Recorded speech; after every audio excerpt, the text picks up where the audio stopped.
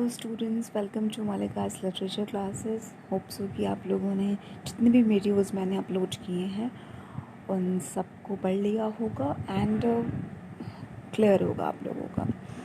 सो बेटा, आज से हम पोइट्री शुरू करेंगे and the first poem of your book is dust of snow which is written by Robert Frost. Before starting this poem, beta, I just want to tell you something about the writer of this poem, which is Robert Frost. Um, he was very famous writer.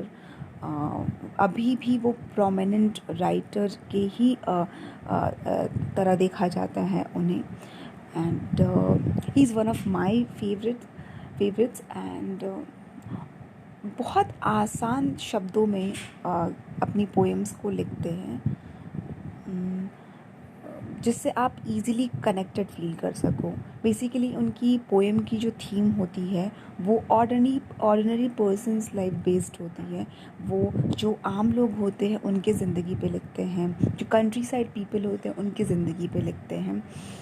और इनके डिक्शंस बहुत easy होते हैं। जो language उन्होंने अपनी poetry में लिखी है आपको बहुत ज़्यादा मशक्क़त करने की ज़रूरत नहीं पड़ती है सीखने के लिए, क्योंकि वो अगर ऑर्डिनरी पीपल पे लिखते हैं सो वो ऑर्डिनरी लैंग्वेज यूज़ करते हैं। बट उनकी जो पोएम है वो बहुत ही स्पेशल होती है, बहुत ही कमाल की वो पोएम्स लिखते हैं। And he is one of the, I think he is the only writer जिनको 4 टाइम्स पुलित्ज़र प्राइज़ मिला है। पुलित्ज़र प्राइज़ बेटा लिटरेरी फील्ड में लोगों को मिलता है, टॉप का अवार्ड है और ये पूरे वर्ल्ड में सिंगल है जिनको ये 4 टाइम्स मिला था अपनी लाइफ में। और बहुत ही डाइव इन नहीं करेंगे, इतना काफ़ी है किसी राइटर को जानने के लिए एंड बस इतना काफ़ी है। चलो let's start the poem dust of snow. बहुत ही छोटी सी पोएम है बेटा, लेकिन बहुत ही स्ट्रॉन्ग मैसेज प्रोवाइड कर रही है। The way a crow shook down on me the dust of snow from a hemlock tree. Basically ये जो पोएम है ये बहुत ही ऑप्टिमिस्टिक टोन में लिखी गई है। लाइफ में जब बहुत सारी प्रॉब्लम्स आती हैं, हम लाइफ के प्रॉब्लम्स को फॉर ग्रांटेड ले लेते हैं ना कि अरे यार ये तो लाइफ में हमेशा ही रहेगी। या जब भी कोई ऑल ऑफ अ सडन हमारी लाइफ में कोई ऐसी चीज़ होती है जो हमें ऐसा लगता है कि बहुत ही बुरी है और हम खुद को या अपनी डेस्टिनी को या गॉड को ब्लेम करना शुरू कर देते हैं कि हमारी लाइफ में कुछ भी अच्छा नहीं होगा।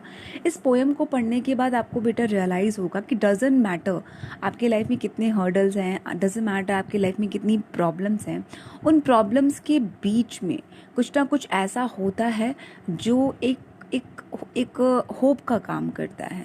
एंड मेरे ख्याल से बेटा लाइफ में जितनी भी बड़ी प्रॉब्लम क्यों ना हो, एट दैट पर्टिकुलर टाइम आपको नहीं एहसास होगा, बट आफ्टर सम टाइम्स आपको रियलाइज़ होने लगेगा कि कुछ ना कुछ इसमें भी बेहतर था।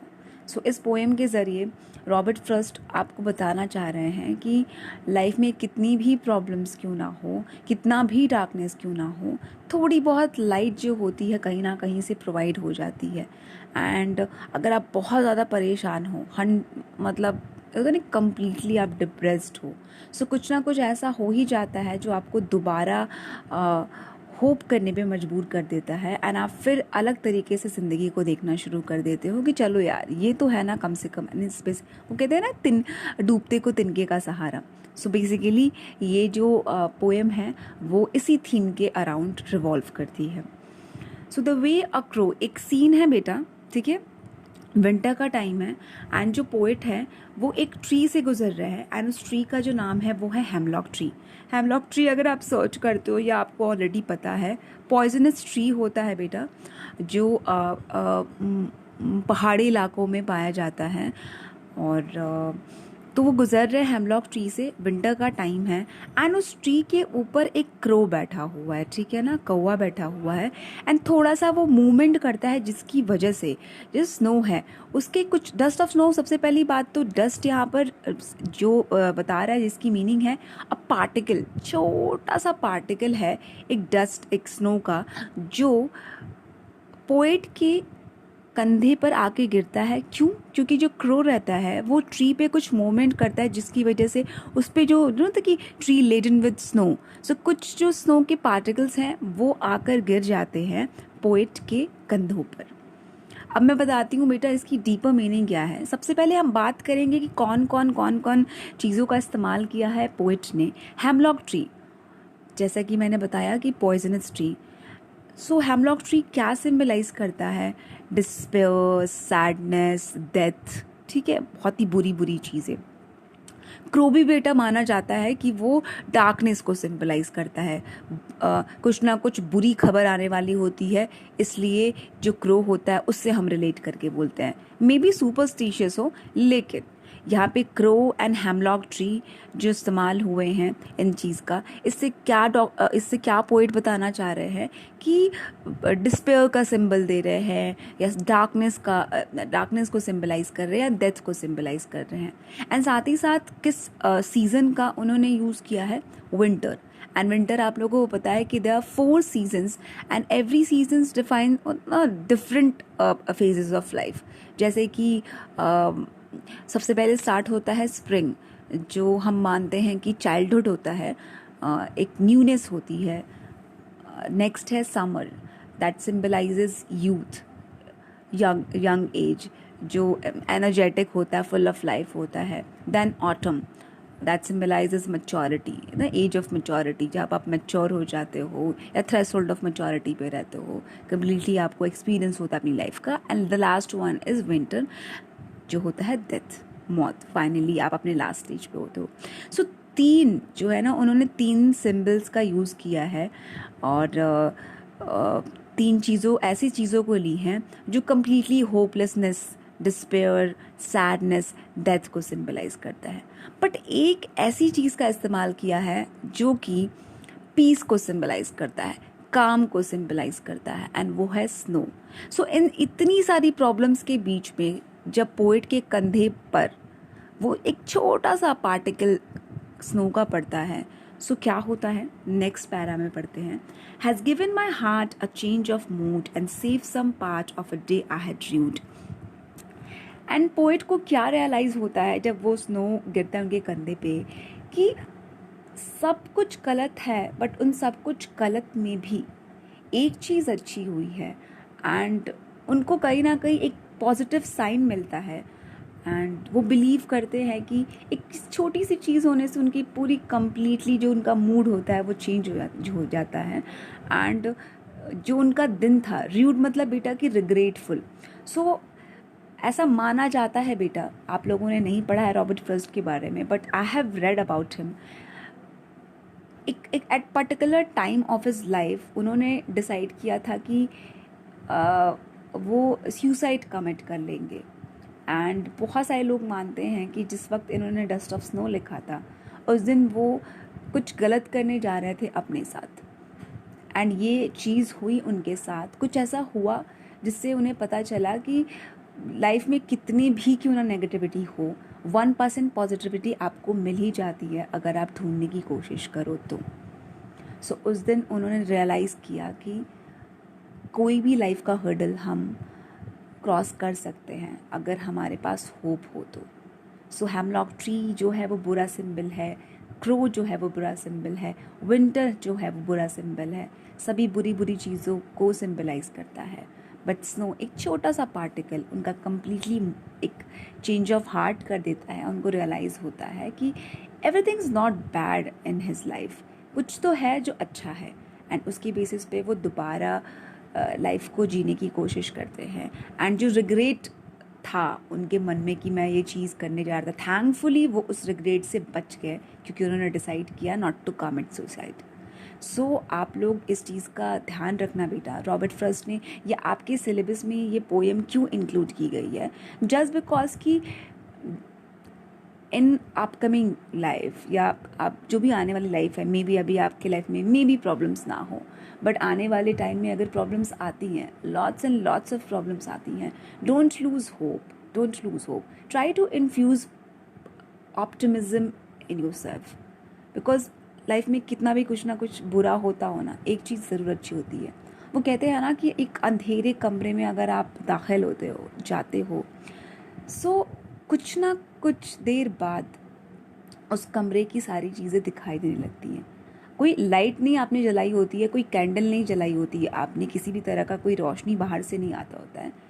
वो धीरे धीरे आप एक होता है जब यूज टू हो जाते हो उस डार्कनेस के, तो आपकी वो मन की जो रोशनी है ना, उससे आप चीज़ों को देखना शुरू कर देते हो। एंड वो लाइट अंदर से आती है जब ऐसे अचानक से जाते हो, कुछ आपको नज़र नहीं आता किसी कमरे में, कहाँ बेड है, कहाँ सोफ़ा है, लेकिन बस थोड़ा सा विदाउट लूजिंग होप, थोड़ा सा बस बर्दाश्त करना, 1 मिनट, एंड ट्रस्ट मी, आपको सारी चीज़ें साफ साफ दिखाई देने लगेंगी कौन चीज़ कहाँ पर है। ऐसे लाइफ होती है बेटा, ऑल ऑफ अ सडन जब लाइफ में प्रॉब्लम्स आती हैं, सो आपको ऐसा लगता है ना कि सब कुछ ख़त्म, सब कुछ अंधेरे में है। लेकिन अगर आप होप लूज़ नहीं करते हो, जस्ट लाइक रॉबर्ट फ्रॉस्ट, तो कोई ना कोई एक पार्टिकल ऑफ स्नो आपको नज़र ज़रूर आएगा। And that time you will start to realise that कि सब कुछ गलत नहीं है, 1% ही सही, लेकिन कुछ अच्छा है, एंड उसकी बेसिस पे आप लाइफ सर्वाइव कर सकते हो।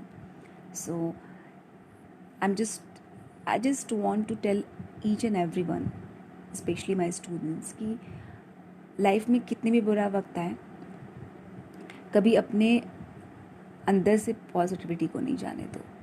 ढूंढो उस पार्टिकल ऑफ स्नो को। मे बी आपको हर जगह hemlock tree and crow and winter दिखाई देता क्यों ना हो, बट उस बीच में कहीं ना कहीं आपको अपना अ पार्टिकल ऑफ स्नो ज़रूर नज़र आएगा। सो ये था पोएम। आई होप कि ये क्लियर होगा आप लोगों को। एंड अगर एग्ज़ाम्स में इस तरह के क्वेश्चंस आते हैं बेटा कि हेमलॉक ट्री क्या सिंबलाइज़ करता है, क्रो क्या सिंबलाइज़ करता है, तो आप लोग बता देना कि despair, hopelessness, death, bad omen, बुरा जो ना बुरा शगुन जो होता है वो सिंबलाइज़ करता है क्रो, और विंटर डेथ को सिंबलाइज़ कर सकते। तो इन सारी बुरी चीज़ों के बावजूद भी एक छोटा सा पार्टिकल ऑफ स्नो जो राइटर के मन में एक ना इन्फ्यूज़ कर देता है ऑप्टिमिज्म को। बेटा चलिए लिटरेरी डिवाइसेस देख लेते हैं, पोएट्री डिवाइसेस देख लेते हैं। जैसे कि मैंने आप लोगों को बताया है जब while I am teaching you prose, कि एक अलग से वीडियो अपलोड करूँगी जो पोएट्री डिवाइसेस का हो, लेकिन soon I will upload it. But उससे पहले अगर जिस तरह से मैं पोएम्स पढ़ा रही हूँ, जो भी आएगा पोएट्रिक डिवाइसेस उसको मैं एक्सप्लेन करूँगी। सो पहला पोएटिक डिवाइस, अच्छा सॉरी, पहले हम राइम स्कीम डिस्कस कर लेते हैं। राइम स्कीम क्या क्या है बेटा, just wait a minute, okay. Rhyme scheme है बेटा, ये जो क्रो है तो यहाँ पर आप ए लिखोगे, sorry, and me, crow and me match कर रहा है क्या, नहीं ना, तो बी होगा। ठीक है, मुझे यार मेरी राइटिंग बड़ी बुरी है, इससे तो मुझे और भी लिखा नहीं जाता है, so just adjust with me. नहीं समझ में आ रहा है तो मैं बोल रही हूँ, ध्यान से सुनना। क्रो है ए, मी है बी, क्योंकि जो लास्ट का वर्ड होता है बेटा वो राइमिंग होनी चाहिए।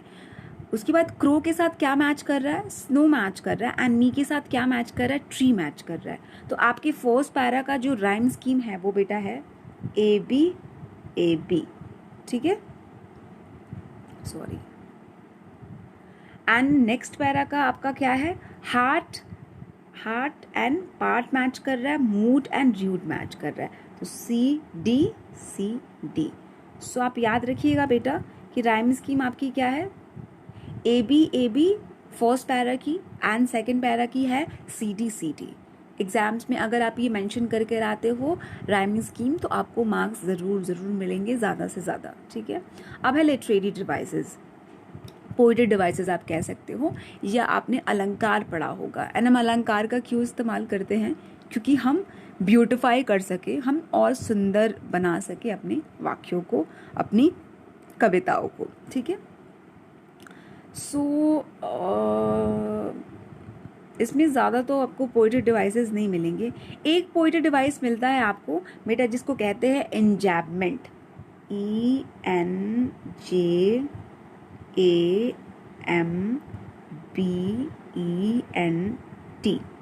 एंजैबमेंट। मैं बोल रही हूँ क्योंकि मेरी राइटिंग बिल्कुल भी अच्छी नहीं है, सो आप लोग ध्यान रखिएगा कि जो मैं बोल रही हूँ उसको। एंजैबमेंट मतलब होता है बेटा, सॉरी, हटा दो इसको। इंजैपमेंट मतलब होता है कि अगर कोई लाइन है बेटा, ठीक है, कोई पोइट्री की लाइन है, अगर वो जब एंड हो रही है तो वहाँ पे कोई पंक्चुएशन मार्क नहीं लगा हुआ है, फुल स्टॉप का या कॉमा का या जो भी वर्ड है, बस सेमी कोलन जो होता है, या किसी भी तरह का अगर पंक्चुएशन मार्क नहीं लगा हुआ है, एंड वो लाइन कंटिन्यू होकर दूसरे लाइन तक जा रही है, तीसरे लाइन तक जा रही है, चौथे लाइन तक जा रही है, अगर मोर देन वन लाइन हुआ, सो वहाँ पे हम इंजैपमेंट। सो यहाँ पर तो पोइट ने क्या किया है, पूरा लाइन जो है वो कंटिन्यूटी क्या किया है, पूरे एक साथ ही लिख डाला है। सो यहाँ पर इंजैपमेंट का है। अगर ऐसा भी होता, अगर ऐसा भी होता कि यहाँ पे कॉमा यूज़ होता स्नो के बाद, तब पर भी ये जो पहली और दूसरी लाइन है यहाँ पे इंजैपमेंट का यूज़ हुआ है, लेकिन पूरे पोएम में उन्होंने इंजैपमेंट का यूज़ किया है। ठीक है, याद रखिएगा कि मोर देन वन लाइन, अगर फर्स्ट लाइन में आपका कोई पंक्चुएशन मार्क यूज़ नहीं हुआ है एंड फर्स्ट लाइन वो दूसरे लाइन तक कंटिन्यू हो रही है, सो वहाँ पे कौन सी पोएटिक डिवाइस है, इंजैपमेंट पोएटिक डिवाइस है।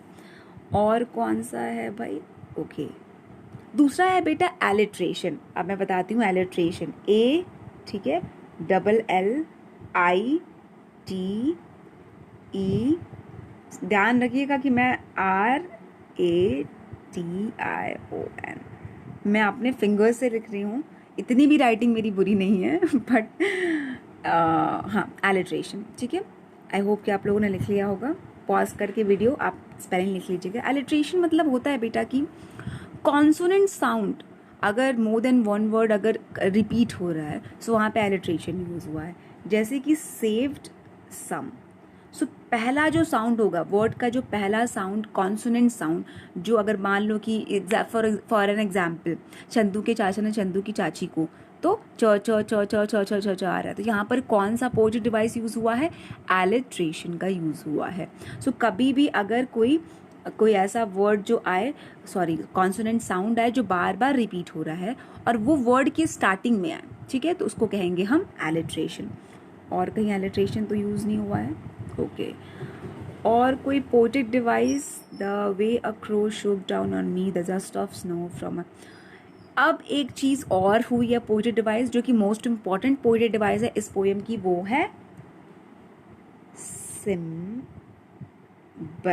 ठीक है, पॉज करके वीडियो।